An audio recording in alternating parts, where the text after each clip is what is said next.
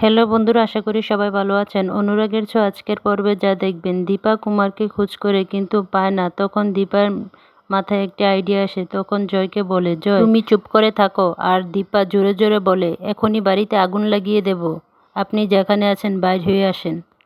তখন দীপা বাড়িতে ধোঁয়া লাগিয়ে দেয়। অন্যদিকে কাকিয়া কৃষ্ণকে বলে, কৃষ্ণ তুমি সারা জীবনের মতন রূপাকে পেয়ে গেলে। তখন উর্মি বলে, কৃষ্ণ তো ওর রায়কে পেয়েছে, রূপা তো ওর রায়। তখন উর্মির মা বলে, কিরে মেয়ে, এবার তো বর পেয়েছিস, ঘরও পেয়েছিস, এবার সুখে শান্তিতে সংসার কর গিয়ে। অন্যদিকে সোনা দীপার কাছে যায় আর বলে, মা তোমার আদরের মেয়ের সিঁদুরদান হয়ে গেল আর তুমি এখানে দাঁড়িয়েছ, তুমি গেলে না? কি হয়েছে তোমার, তুমি কথা বলছো না কেন? তখন রুডির মা বলে, সোনা কি বলতে চাইছে, যা তুই সোনাকে গিয়ে আটকা। তখন রুডি বলে, ও আমাদের কথা কিছুই বলবে না। অন্যদিকে সোনা দীপাকে বলে, আজ আমি তোমাকে কিছু বলতে এসেছি আর তুমি আমার দিকে তাকাচ্ছ না। তখন সূর্য বলে, তুই এখানে কি করছিস, চল এখান থেকে। তখন সোনা বলে, না আমার সাথে আমার কথা আছে। তখন গিয়ে ওনাকে ধরে আর দেখে সেটা দীপা না, সেম কাপড়ে আছে অন্য একজন। তখন রুডির মা অবাক হয়ে যায় আর সেখানে উপস্থিত থাকা সকলে অবাক হয় যে দীপা কোথায়, দীপার কাপড় পরে আছে অন্য একজন। অন্যদিকে দীপা ধোঁয়া লাগিয়ে দেয় সারা বাড়িতে। আর তখনই একটি আলমারির ভেতর থেকে কুমার বের হয় আর বলে, ওরা কি সত্যি সত্যি আগুন লাগিয়ে দিল, তাহলে তো এখন আমি বাঁচব না, আমি এখনই বেরিয়ে যেতে হবে আমাকে। তখনই কুমার বাইর হয়ে আসে আর দীপা তা দেখতে পায়। আর এদিকে দীপাকে না দেখে রুডির মা উত্তেজিত হয়ে পড়ে, বলে, দীপা কোথায়? সূর্য বলে, এখানেই আছে, আসবে, কোথাও একটা হয়তো আছে।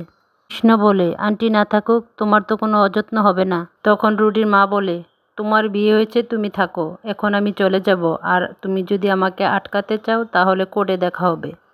অন্যদিকে দীপা কুমারের দিকে তাকিয়ে থাকে। কুমার মুখের মধ্যে একটি রুমাল দিয়ে বের হয়ে আসে আর দীপা তখনই বুঝতে পারে এটা কুমার। দীপা বলে, কুমার তুমি আর বাঁচতে পারবে না, তোমার মৃত্যু আমার হাতে।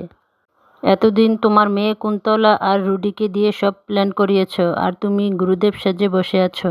তখনই কুমার হাত থেকে একটি পিস্তল বের করে গুলি করার সময় দীপা হাতের মধ্যে একটি বাড়ি দেয় আর গুলিটা গিয়ে অন্য জায়গায় লাগে। দীপা তখন জয়কে ধাক্কা দিয়ে অন্যদিকে সরিয়ে দেয় আর দীপা পড়ে যায়। তখন একটি স্প্রে দিয়ে দীপাকে অজ্ঞান করে ফেলে। তখন জয়কেও অজ্ঞান করে ফেলে কুমার। কুমার তার মেয়ে কুন্তলাকে ফোন করে বলে যে কি হয়েছে। তখন কুন্তলা অনেক খুশি হয়। অন্যদিকে সূর্যরা অনেক টেনশন করে দীপার জন্য। তখন সেখানে সূর্য আর তার বাবা যায়, গিয়ে দেখে দীপা পড়ে আছে, জয়ও পড়ে আছে।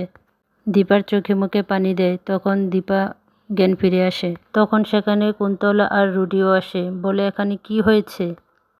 দীপা উঠে দাঁড়িয়ে বলে, এই কুন্তলা দেবী কুমারের মেয়ে। তখন এখানে সূর্য আর তার বাবা অবাক হয়ে যায়, আর রুডি তার নাতি।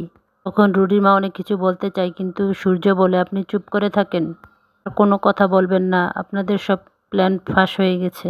সূর্য রুডির গলা চেপে ধরে বলে, আমার মেয়ের জীবনটা তুই শেষ করে দিয়েছিস, আগে থেকে সব প্ল্যান করে রেখেছিস তোরা। অন্যদিকে দেখা যায় একজন বয়স্ক লোক পড়ে আছে।